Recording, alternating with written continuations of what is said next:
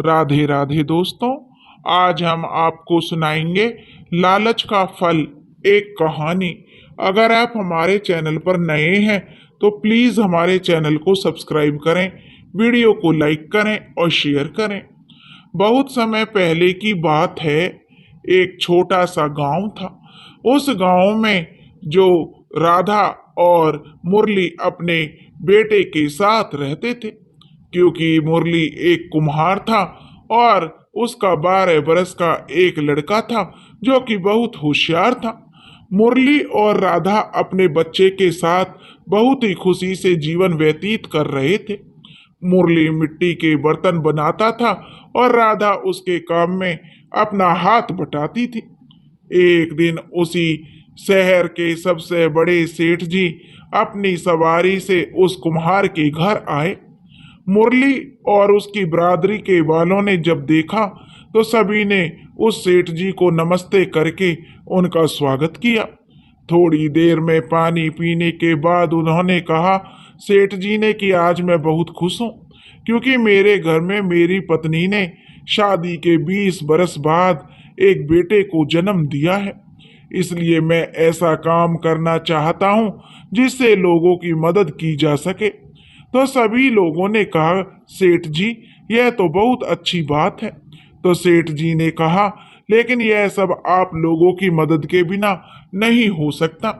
यह बात सुनकर कुम्हार बिरादरी के जितने भी लोग वहां बैठे थे सभी ने कहा आप बताइए सेठ जी, हमसे जो हो सकेगा हम आपकी मदद करेंगे। तो सेठ जी ने कहा कि इस गांव से 10 किलोमीटर की दूरी पर जो रास्ता है उसका उपयोग 30 गांव के आने जाने वाले लोग करते हैं। उस रास्ते पर कोई भी ऐसा स्थान नहीं है जहां यात्री ठहर सकें या प्यास लगने पर पानी पी सकें। इसलिए मैं चाहता हूं उसी रास्ते पर एक सराय का निर्माण करवाऊं, जहां लोगों को प्यास लगने पर पानी और भूख लगने पर भोजन, अगर रास्ते में रात हो जाए तो रुकने के लिए एक अच्छा स्थान मिल सके। सेठ जी की यह बात सुनकर सभी गांव वाले कुम्हारों ने कहा कि सेठ जी बहुत अच्छा विचार है आपका। भगवान आपका और आपके परिवार का भला करेगा, आपको तो बहुत पुण्य मिलेगा। सेठ जी बोले मैं सब व्यवस्था करवा दूंगा, पर सराय पर रहने के लिए एक आदमी की जरूरत पड़ेगी जो सराय में आने जाने वाले यात्रियों की ठीक से व्यवस्था कर सके, जिसके लिए मेरी समझ में मुरली से भला आदमी नहीं मिलेगा। सेठ जी की बात सुनकर मुरली थोड़ा हिचकिचाते हुए बोला सेठ जी, मैं एक कुम्हार हूं और कुम्हार अगर मिट्टी के बर्तन नहीं बनाएगा तो खाएगा क्या? ऊपर से मेरी एक पत्नी और एक बेटा भी है। सेठ जी बोले मुरली, वहां पर रहने के लिए तुम्हें पगार मिलेगी और राशन भी दूंगा और ऊपर से तुम्हें पुण्य भी तो मिलेगा। इतना बोलकर सेठ जी अपनी सवारी में बैठ गए और जाते हुए उन्होंने मुरली से कहा अपनी पत्नी से मुरली, सलाह मशवरा कर लो और कल मुझे बता देना। अगर हाँ कह दोगे तो कल ही मैं सराय की नींव डलवा दूंगा। शाम को मुरली अपनी पत्नी राधा से पूछता है क्या करना चाहिए राधा? इस पर मुरली की पत्नी राधा कहती है सेठ जी, लोगों की भलाई के लिए इतना बड़ा काम कर रहे हैं जी, तो क्या हम सिर्फ इतना भी नहीं कर सकते? और फिर हमें तो इस काम के लिए पगार भी मिलेगी। अगले ही दिन मुरली सेठ जी से कह देता है कि वह तैयार है। कुछ दिनों के बाद सराय बनकर तैयार हो जाती है तो मुरली अपनी पत्नी राधा और अपने पुत्र मोहन के साथ सराय में रहने लगता है। सराय बहुत ही सुंदर बनी थी। उसमें यात्रियों के रुकने के लिए अलग 2 कमरे और मुरली और उसके परिवार के लिए अलग एक छोटा सा घर बना हुआ था। सराय के बाहर बहुत ही सुंदर कुआं बना हुआ था, जिसमें से शीतल जल निकालकर जो मुरली यात्रियों की प्यास बुझाता। वहाँ रोज यात्री आते, आराम करने के बाद चले जाते और जाते वक्त ढेर सारी दुआएं मुरली को देकर जाते थे। कई बार तो बड़े बड़े सेठ आते थे और वो मुरली और उसकी पत्नी राधा और उसके बेटे के आदर सत्कार और सेवा से खुश होकर उन्हें इनाम देते, लेकिन वो लोग यही कहकर इनाम लौटा देते कि यह तो हमारा फर्ज है। ऐसे ही धीरे धीरे समय बीतने लगा। गर्मियों के दिन थे। लगभग 1 साल बाद एक सेठ जी अपनी पत्नी के साथ उसी रास्ते से जा रहे थे, तो रास्ते में धूप तेज होने के कारण उनकी पत्नी की तबीयत बिगड़ गई, तो वह सराय में रुक गए। सारी रात मुरली और उसकी पत्नी राधा और उसका बेटा मोहन बीमार सेठानी जी की सेवा करते रहे। सुबह होते होते उनकी तबीयत में सुधार हो गया था। फिर सेठ जी 2 दिन और सराय में रुके और इन 2 दिनों में सेठानी जी बिल्कुल ठीक हो गई थी। तो उन दोनों ने देखा कि मुरली का बेटा बहुत ही होशियार है। तो उनके मन में एक बात आ गई कि सेठ सेठानी ने सोचा, इन लोगों ने हमारी कितनी सेवा की है, हम दोनों को इनकी कुछ मदद करनी चाहिए। शाम को जब मुरली सेठ जी के पैर दबा रहा था, तो सेठ जी ने उससे कहा, देखो मुरली, अगर तुम तैयार हो तो मैं तुम्हारे बच्चे को अपने साथ ले जाना चाहता हूँ। तुम्हारा बेटा बहुत होशियार है, अगर यह व्यापार करेगा तो बहुत धन कमाएगा और यहाँ रहेगा तो बस सारी जिंदगी मिट्टी के बर्तन ही बनाता रहेगा। सेठ जी की बातों को सुनकर मुरली एक पल के लिए कुछ नहीं बोल सका। थोड़ी देर चुप रहने के बाद मुरली बोला, सेठ जी, हमारा एक ही पुत्र है जिसे देखकर ही हम जीते हैं। अगर वही हमारे पास नहीं होगा तो हम कैसे रह पाएंगे। इस पर सेठ जी बोले कि मुरली, क्या तुम नहीं चाहते तुम्हारा बेटा भी बड़ा आदमी बने और लोग उसे भी सेठ जी कहकर बुलाए। यह सुनकर मुरली चुप हो गया और सेठ जी की तरफ देखने लगा। सेठ जी मुरली के मन की दशा को समझ गए और वो मुरली से बोले, कोई बात नहीं मुरली, आराम से रात को अपनी पत्नी से सलाह मिलाकर सुबह हमें बता देना। रात को मुरली अपनी पत्नी राधा को दिन में सेठ जी के साथ हुई सारी बात बताता है। मुरली की बात सुनकर उसकी पत्नी राधा मना कर देती है और कहती है, मैं अपने बेटे को जो कहीं नहीं भेजूंगी, मैं उसके बिना नहीं रह पाऊंगी। इस पर मुरली राधा को समझाता है और उसे शांत कराता है। ज्यादा समझाने पर उसकी पत्नी राधा मान जाती है और अपने बेटे को भेजने के लिए हाँ कर देती है। सुबह सेठ जी जाने के लिए तैयार होते हैं और मुरली से उसका बेटा लाने को बोलते हैं। अब मुरली अपने बेटे मोहन को सेठ जी के साथ भेज देता है। सेठ जी जब मुरली के बेटे को लेकर जाने लगते हैं तो मुरली और उसकी पत्नी राधा सेठ जी की गाड़ी के पीछे पीछे चलने लगते हैं। काफी दूर चलने पर भी वो दोनों जब नहीं रुकते तो सेठ जी गाड़ी रोककर उन दोनों को समझाते हैं और समझाकर वापस भेज देते हैं और खुद मुरली के बेटे को लेकर अपने रास्ते चले जाते हैं। मुरली और उसकी पत्नी राधा अब काफी देर तक सेठ जी की गाड़ी को देखते रहे। जब गाड़ी आंखों से ओझल हो गई तो वह भी वापस अपनी सराय पर आ जाते हैं। अब तो उन दोनों का जीवन किसी अंधकार में कोठड़ी जैसा हो जाता है। जिस तरह अंधेरा कोठड़ी का कोई अस्तित्व नहीं होता, अंधेरी कोठड़ी का, उसी तरह उन दोनों को अभी अपने बेटे के बिना बेजान कोठड़ी की तरह कोई जीवन नहीं था। वे अब जो बेजान जिंदगी जीने लगे। वो दोनों अपने बेटे के इंतजार को कम करने के लिए हर दिन जब शाम को अपने घर की दीवार पर एक लकीर खींच देते थे ताकि याद रहे कि उनके बेटे को गए हुए कितना समय व्यतीत हो चुका है। अब मुरली के घर हर साल एक योगी बाबा आया करते थे जो जगह जगह घूमकर भीख मांगकर खाया करते थे। वो हर साल आकर मुरली और उसकी पत्नी को उसके बेटे की जानकारी देते ही रहते थे। अब मुरली और राधा के बेटे को गए हुए 8 साल बीत चुके थे। एक दिन मुरली की सराय में एक नवविवाहित जोड़ा रात को ठहरने के लिए आया।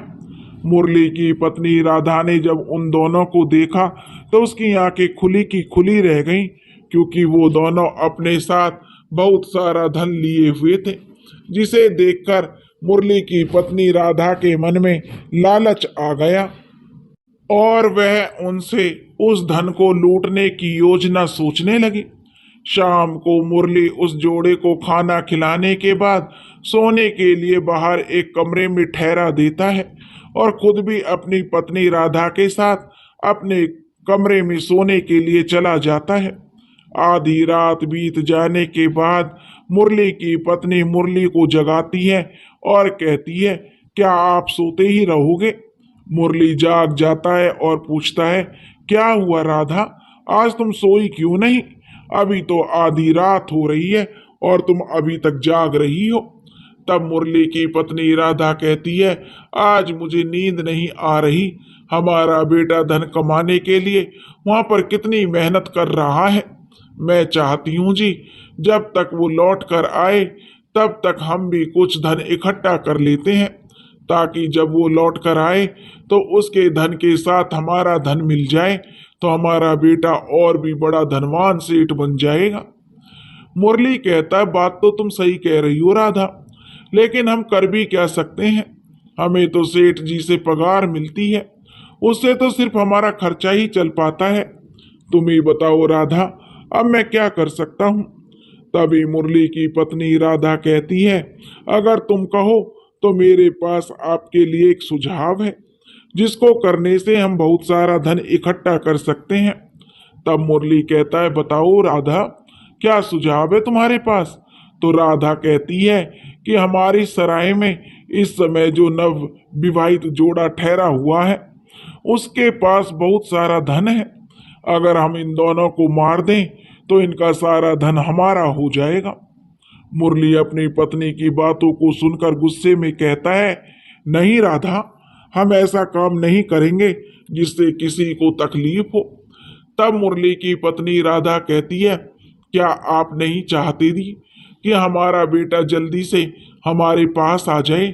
क्या आप नहीं चाहते जी कि जैसे हम लोग दूसरों को सेठ जी सेठानी जी कहकर बुलाते हैं, वैसे ही दूसरे लोग हमें और हमारे बेटे को सेठ जी कहकर बुलाएं? मुरली कहता, बात तो तुम सही कह रही हो राधा, लेकिन जो करने के लिए तुम कह रही हो, क्या वो पाप नहीं होगा? लोग हम पर भरोसा करके या रात व्यतीत करने के लिए रुक जाते हैं, उनके साथ विश्वासघात करना क्या यह सही होगा राधा? तब मुरली की पत्नी राधा बोली, सही होगा या गलत होगा इसका तो मुझे नहीं पता, लेकिन मुझे सिर्फ इतना पता है कि अपने पति के भविष्य को अच्छा बनाने के लिए मैं कुछ भी कर सकती हूँ।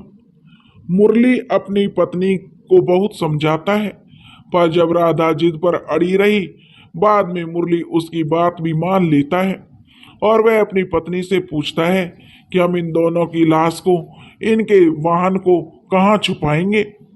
तब राधा उसे बताती है, थोड़ी दूरी पर जो कीचड़ का दलदल है, उसमें हम इन दोनों की लाश और इनके वाहन को छुपा देंगे और इनके धन को एक बोरे में भरकर जो घर के बाहर बने हुए कुएं में छुपा देंगे।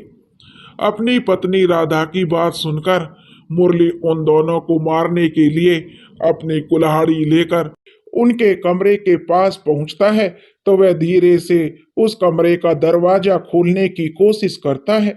दरवाजा अंदर से बंद नहीं होने की वजह से दरवाजा आराम से खुल जाता है।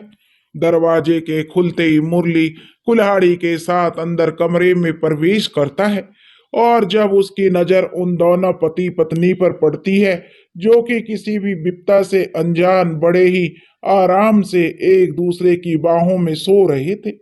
वो दोनों सोते हुए इतने मासूम लग रहे थे कि हाथों में कुल्हाड़ी लिए हुए मुरली भी उनकी मासूमियत से मोहित होकर उन पर कुल्हाड़ी ना चला सका और उन्हें बिना किसी हानि पहुंचाए वह उनके कमरे से बाहर आ जाता है। जब मुरली की पत्नी राधा ने देखा कि मुरली ने अभी तक उन दोनों को नहीं मारा, तो वह मुरली से कहती है, क्यों जी, आप क्यों ऐसे ही बाहर आ गए? आप तो उन दोनों को मारने के लिए अंदर गए थे। तब मुरली कहता है कि राधा, उन दोनों की मासूमियत को देखकर मेरा उन्हें मारने के लिए हाथ ही नहीं उठ रहा था, इसलिए मैं वापस आ गया। वो दोनों बेचारे अभी नादान हैं, उन्होंने अभी देखा ही क्या है। मेरे विचार से हमें उन दोनों को कोई भी नुकसान नहीं पहुंचाना चाहिए। लेकिन मुरली की इन बातों का उसकी पत्नी राधा पर कोई असर नहीं हुआ। वह अपनी जिद पर अड़ी रही और कहती है मुरली से कि दोबारा जाओ और उन्हें मारो। अपनी जिद पर अड़ी हुई राधा के आगे जो मुरली विवश हो जाता है और उन दोनों को मारने फिर से चला जाता है। इस बार मुरली जाता है और उनके मासूम चेहरे को देखे बिना ही उन दोनों पति पत्नी को मौत के घाट उतार देता है।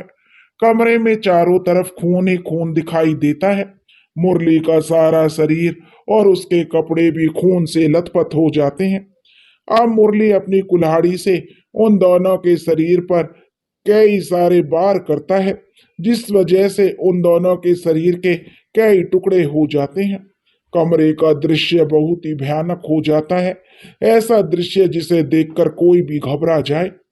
थोड़ी देर के बाद दोनों पति पत्नी मिलकर कमरे को साफ करते हैं और उन दोनों पति पत्नी के शरीर के टुकड़ों को इकट्ठा करके उन्हें एक पोटली में बांधकर उनके वाहन के साथ ले जाकर दलदल में डाल आते हैं।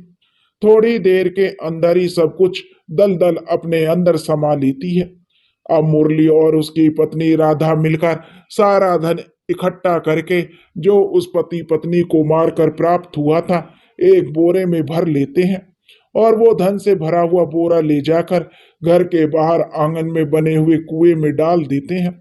जब भी अब कोई भी धनवान व्यक्ति उस सराय में आकर रुकता तो मुरली और उसकी पत्नी मौका देखकर उस धनवान व्यक्ति की हत्या कर देते और उसका सारा धन इकट्ठा करके कुएं में डाल देते थे। ऐसा कर करके उन दोनों ने बहुत सारा धन इकट्ठा कर लिया था। वो अपने बेटे का इंतजार कर रहे थे कि कब उनका बेटा आए और वो उसके धन के साथ साथ अपना धन मिलाकर बहुत जल्दी अमीर आदमी बन जाए। इसी तरह ना जाने कितने बेगुनाह उन दोनों के लालच की बलि चढ़ गए। अब धीरे धीरे चारों तरफ यह बात फैलने लगी कि मुरली की सराय के आसपास जो आत्माओं का वास है, वहां जो भी रुकता है अगली सुबह उसका नामो निशान नहीं मिलता।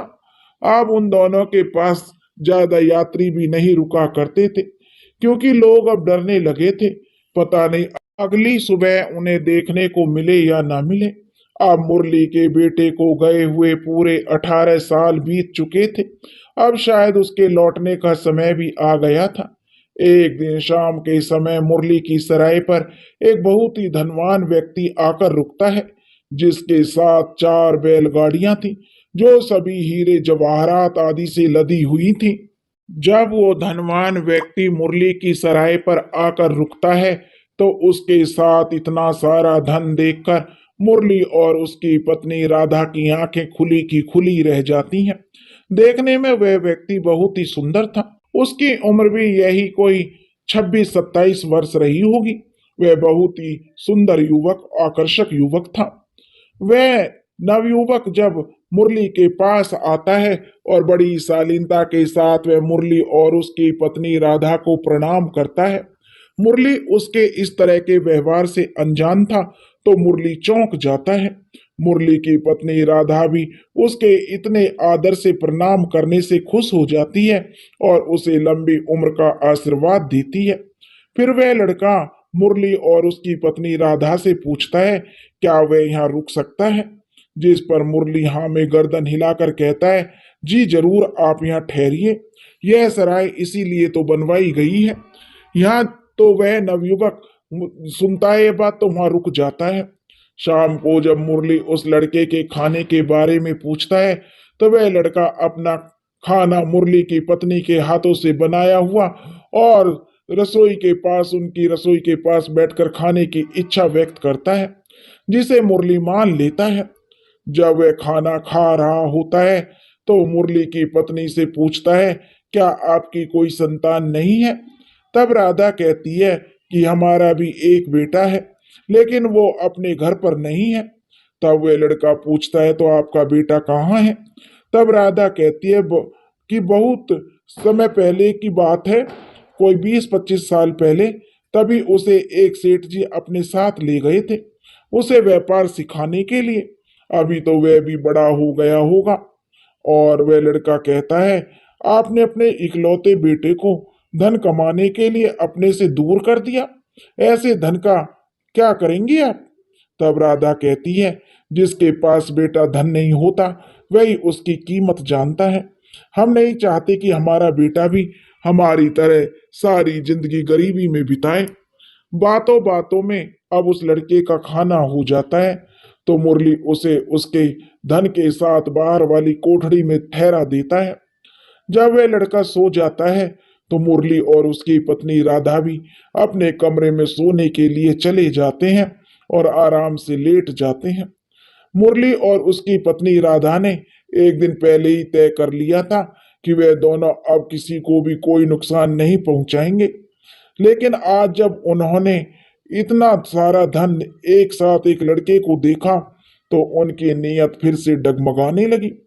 वे दोनों आपस में बातें करने लगे। राधा कहती है, क्या जी, आपने उस लड़के के पास धन को देखा? कितना धन है!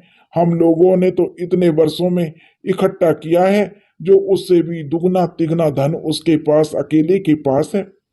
तब मुरली कहता है, हाँ राधा, तुम सही कह रही हो। हमने इतना सारा धन एक साथ कभी किसी के पास नहीं देखा। इतना धन तो किसी राजा के ही पास होगा। राधा कहती है, सुनो जी, क्यों ना हम इस लड़के को भी मार दें और इसका सारा धन अपने पास रख लेंगे। इसके साथ भी कोई नहीं है तो इसे मारने में हमें कोई परेशानी भी नहीं होगी। मुरली कहता है, राधा, कल ही तो हमने फैसला लिया था कि आज के बाद हम यह सब नहीं करेंगे, किसी की जान नहीं से नहीं मारेंगे, किसी की जान नहीं लेंगे। राधा कहती है, सुनो जी, यह आखिरी होगा, क्योंकि इसके पास जितना धन है अगर वो हमें मिल जाएगा तो हमारे बेटा को धन कमाने के लिए कभी परदेश नहीं जाना पड़ेगा। जब राधा यह आखिरी कहती है कि यह आखिरी बार है, मेरी बात मान लीजिए, तो मुरली उसकी बात मान जाता है कि देखो राधा, यह आखिरी बार है। और कुल्हाड़ी लेकर अपने कमरे में जाता है, जहाँ फिर वहां से कुल्हाड़ी उठाकर जहाँ वो लड़का सो रहा था वहां जाकर मुरली उस लड़के की हत्या कर देता है। उसे मारने के बाद अब उसकी लाश को और उसके वाहन दोनों को राधा और मुरली उसी दलदल में डाल देते हैं जहां वह समा जाता है। फिर मुरली और राधा उसके धन को एक बोरे में भरते हैं। तभी धन भरते भरते उस धन में दबी हुई एक चिट्ठी मिलती है, जिसे देखकर उन दोनों के होश उड़ जाते हैं।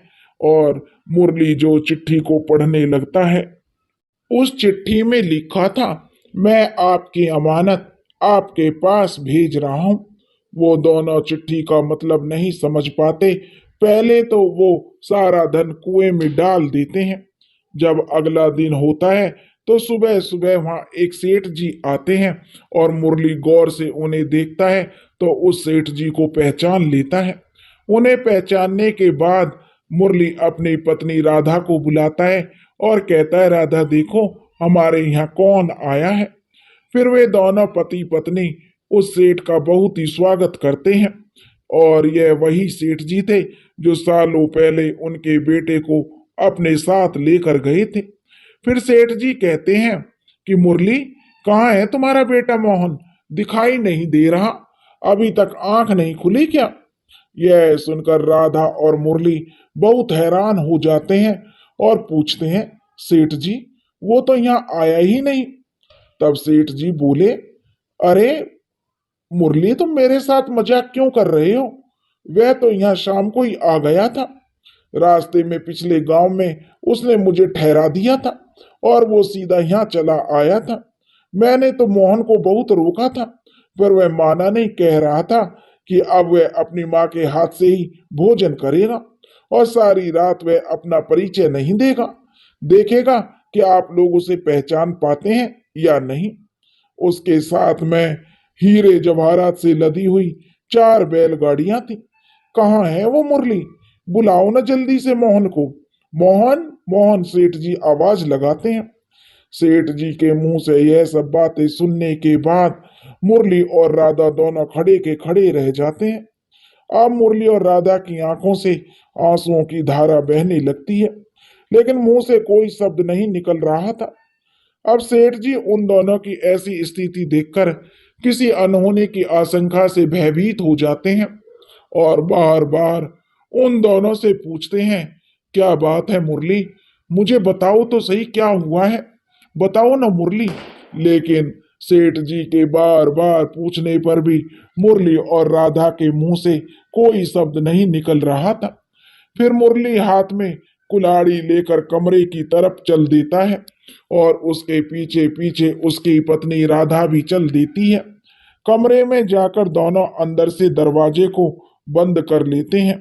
यह सब देखकर सेठ जी बार बार पूछते हैं कि मुरली, बताओ तो सही क्या हुआ है, क्या बात है, मोहन कहाँ है।